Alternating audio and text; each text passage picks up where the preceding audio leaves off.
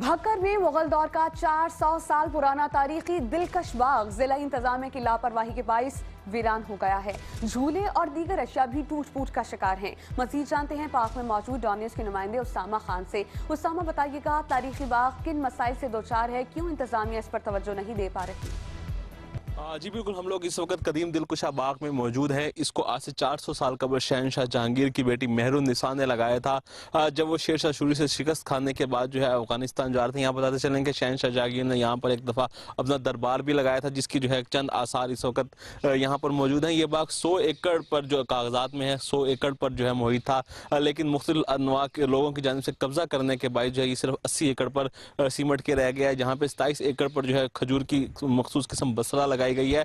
जिला इंतजामिया को इस बाग से जो है बहुत ज़्यादा रेवेन्यू जो है मौसूल होता है, लेकिन उसके बावजूद भी जिला इंतजामिया की जानिब से मुनासिब देखभाल जो है वो नहीं की जा रही। यहाँ पर जो आराइश के लिए मुख्तलिफ किस्म के फूलदार और फलदार पौधे लगाए गए थे, मुख्तलिफ जानवर बनाए गए थे या बच्चों के लिए पार्क बनाया गया था, वो भी अदम तवज्जी के बाइस जो है इस वक्त टूट फूट का शिकार और इंतहाई खस्ता हाल हो चुका है।